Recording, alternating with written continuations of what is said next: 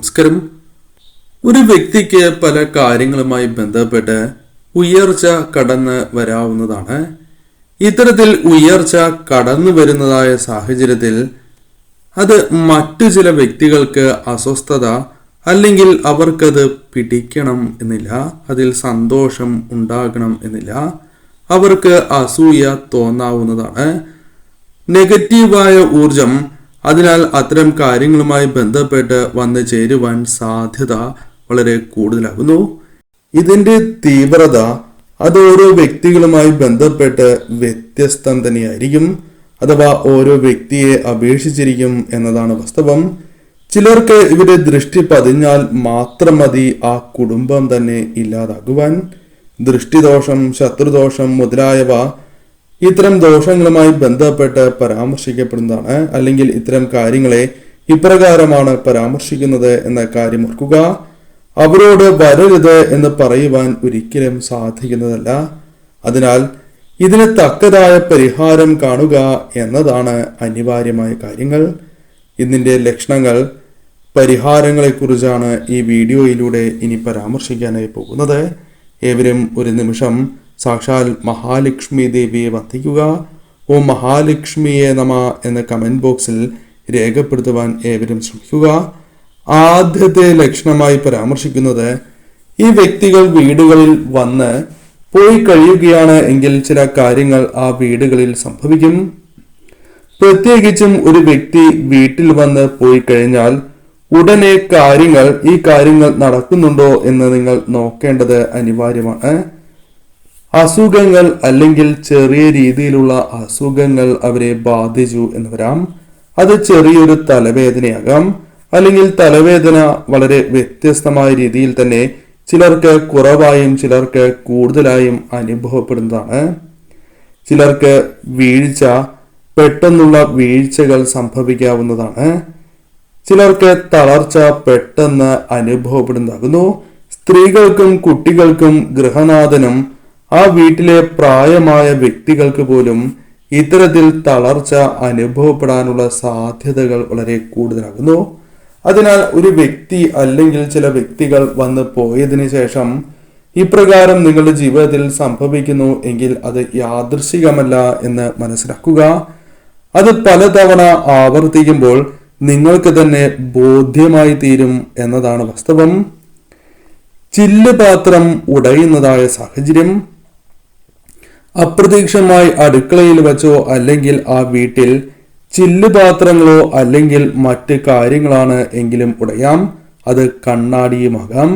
കണ്ണാടി ഉടയുന്നതും വളരെ വലിയ ദോഷമായാണ് കണക്കാക്കുന്നത്. അതിനാൽ നിങ്ങളുടെ വീടുകളിൽ ഇപ്രകാരം സംഭവിക്കുന്നു എങ്കിൽ അത് ശുഭകരമല്ല. ആ വ്യക്തി വീടുകളിൽ വന്ന് പോയതിനു ശേഷം ആ ഒരു വ്യക്തി അല്ലെങ്കിൽ വ്യക്തികൾ നിങ്ങളുടെ വീടുകളിൽ വന്ന് പോയതിനു ശേഷം ആ വീടുകളിൽ പല കാര്യങ്ങളും കേടാകുവാൻ ആരംഭിക്കുന്നതാണ്.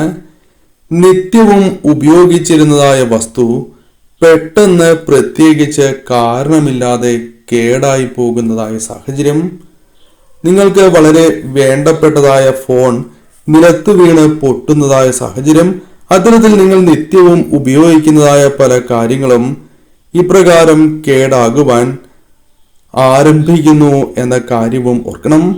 അവർ വന്നു പോയതിനു ശേഷം ഇത്തരത്തിൽ പല ആവർത്തിയായി പലപ്പോഴും ഇത്തരം കാര്യങ്ങൾ സംഭവിക്കാനുള്ള സാധ്യതകളും വളരെ കൂടുതൽ തന്നെയാകുന്നു. കൂടാതെ ആ വ്യക്തികൾ വന്ന് പോയതിനു ശേഷം നിങ്ങളിൽ പെട്ടെന്ന് ദേഷ്യം വർദ്ധിക്കുന്നതായ സാഹചര്യം വന്നു ചേരും. നിങ്ങൾക്ക് എന്തെന്നില്ലാത്ത ദേഷ്യമാണ് ഉണ്ടാവുക.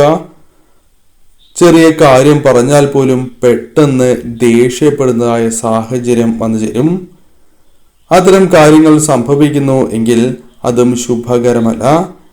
പെട്ടെന്ന് തന്നെ മനസ്സിൽ ഉണ്ടായിരുന്നതായ ആ സമാധാനം, മനസമാധാനം അല്ലെങ്കിൽ ശുഭകരമായ ചിന്തകൾ നിങ്ങളുടെ ജീവിതത്തിൽ നിന്നും അല്ലെങ്കിൽ ആ സമയം നിങ്ങളിൽ നിന്നും ഒഴിഞ്ഞു പോകും. എന്തെന്നില്ലാത്ത ആദി അല്ലെങ്കിൽ പലവിധ നെഗറ്റീവായ ചിന്തകൾ നിങ്ങളിലേക്ക് കടന്നു വരാൻ ആരംഭിക്കുന്നതുമാണ്. അത്തരത്തിൽ പല കാര്യങ്ങളും സംഭവിച്ചു എന്ന് വരാം. നിങ്ങൾക്ക് പോലും അത്ഭുതമായി തോന്നാം. കാരണം വളരെ സന്തോഷിച്ചിരുന്നതായ വ്യക്തികളാണ് നിങ്ങൾ. എന്നാൽ പെട്ടെന്ന് നിങ്ങൾക്ക് മാറ്റങ്ങൾ സംഭവിക്കുന്നു എന്നതാണ് വാസ്തവം. അപ്രകാരം സംഭവിക്കുന്നു എങ്കിൽ അത് ശുഭകരമായ ഒരു ലക്ഷണമല്ല. കൂടാതെ ആ വീട്ടിൽ വഴക്ക്, കലഹങ്ങൾ ഉണ്ടാകുവാനുള്ള സാധ്യത വളരെ കൂടുതലായി തീരും. പെട്ടെന്ന് തന്നെ കലഹങ്ങൾ ഉണ്ടാകുന്നു എന്നതാണ് വാസ്തവം. ആ വ്യക്തി പോയി കഴിഞ്ഞതിന് ശേഷം പെട്ടെന്ന് തന്നെ വഴക്ക് ആരംഭിക്കുന്നതാണ്. അല്ലെങ്കിൽ ചില തർക്കങ്ങൾ വന്നു ചേർന്നു എന്ന് വരാം. ഇപ്രകാരം സംഭവിക്കുന്നു എങ്കിൽ അതും ശുഭകരമായ ഒരു സൂചനയായി പരാമർശിക്കുവാൻ സാധിക്കുന്നതല്ല. ആ വീട്ടിലെ കുട്ടികൾക്ക് പ്രത്യേകിച്ചും പഠനത്തോടുള്ള താല്പര്യം കുറയുന്നതായ അവസ്ഥ വന്നു ചേരും. കൂടാതെ ആ വീട്ടിലെ അംഗങ്ങളിൽ ഭയം, പല കാര്യങ്ങളിലൂടെയും കടന്നു വരാനുള്ള സാധ്യതകൾ വളരെ കൂടുതലാകുന്നു. ഈ വ്യക്തികൾ വന്നു പോയതിനു ശേഷം ചില അശുഭകരമായ വാർത്തകൾ കേൾക്കേണ്ടതായ സാഹചര്യം പോലും ജീവിതത്തിലേക്ക് വന്നു ചേരാം. അപ്രതീക്ഷിതമായ നഷ്ടങ്ങൾ, പ്രതീക്ഷിക്കാതെ അശുഭകരമായ അല്ലെങ്കിൽ കേൾക്കാൻ ആഗ്രഹിക്കാത്തതായ ചില വാർത്തകൾ കേൾക്കുവാനുള്ള സാധ്യതകൾ പോലും വന്നു ചേരാം. ഇത്തരം കാര്യങ്ങൾക്ക് പരിഹാരം നിങ്ങൾ ചെയ്യേണ്ടത് അനിവാര്യമാണ്. ഈ പരിഹാരം ആർക്കും എളുപ്പത്തിൽ ചെയ്യുവാൻ സാധിക്കുന്ന ലളിതമായ പരിഹാരങ്ങൾ തന്നെയാകുന്നു. അതേക്കുറിച്ച് മനസ്സിലാക്കാം. ചില്ല് ഗ്ലാസിൽ വെള്ളമൊഴിച്ച് നാരങ്ങ ഇട്ട് വയ്ക്കുക എന്നത് നിങ്ങൾക്ക് ചെയ്യുവാൻ സാധിക്കുന്ന ഏറ്റവും പ്രധാനപ്പെട്ടതായ ഒരു പരിഹാരമായി പരാമർശിക്കാം. മറ്റൊന്ന്, ആഴ്ചയിൽ ഒരിക്കലെങ്കിലും അവർ വന്നു പോയതിനു ശേഷം ഒരു ഗ്ലാസ് കഞ്ഞിവെള്ളത്തിൽ ഒരു ഗ്ലാസ് ശുദ്ധജലം ഒഴിക്കുക. ശേഷം അല്പം കല്ലുപ്പ്, ഉപ്പ് ലയിപ്പിക്കുക. ശേഷം ഇത് വീടിന് ചുറ്റും തളിക്കുന്നത് ഏറ്റവും ശുഭകരമാണ് എന്നതാണ് വാസ്തവം.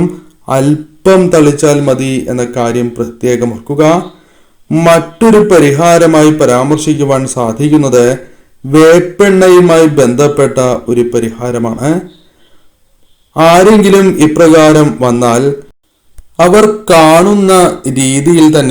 കാണത്തക്ക രീതിയിൽ തന്നെ ഒരു ചില്ലുപാത്രത്തിൽ വേപ്പെണ്ണ ഒഴിച്ച് തുറന്നു വയ്ക്കുന്നത് ഏറ്റവും ശുഭകരമാണ്. അവർ പോയതിനു ശേഷം ഇത് അടച്ചു മാറ്റി വയ്ക്കുക. ഇപ്രകാരം നിങ്ങൾക്ക് വീണ്ടും ചെയ്യാവുന്നതാണ്.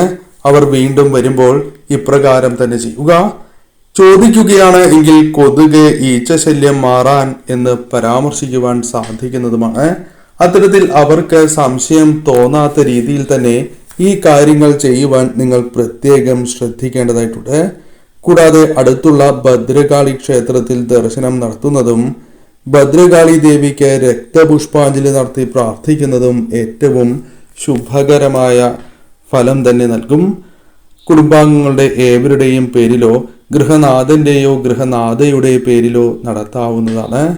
മറ്റൊരു കാര്യം നിങ്ങൾ ശ്രദ്ധിക്കേണ്ടത്, അടുത്തുള്ള ഭദ്രകാളി ക്ഷേത്രത്തിൽ നിന്നും പൂജിച്ച് കുങ്കുമം കൊണ്ടുവരികയും ആ കുങ്കുമം അണിഞ്ഞ് നിൽക്കുകയാണ് എങ്കിൽ ഇവരുമായി ബന്ധപ്പെട്ട നെഗറ്റീവായ ആ ഊർജം നിങ്ങളെ ബാധിക്കാതിരിക്കുവാൻ അത് കാരണമായി തീർന്നു എന്ന് വരാം. ഇത്തരത്തിൽ ഞാൻ പരാമർശിച്ചതായ ഈ കാര്യങ്ങളിൽ ഏതെങ്കിലും ഒന്നെങ്കിലും നിങ്ങൾ ചെയ്യുകയാണ് എങ്കിൽ അത് നിങ്ങൾക്ക് നെഗറ്റീവ് ഊർജം ബാധിക്കാതിരിക്കുവാൻ സഹായകരമായി തീരും.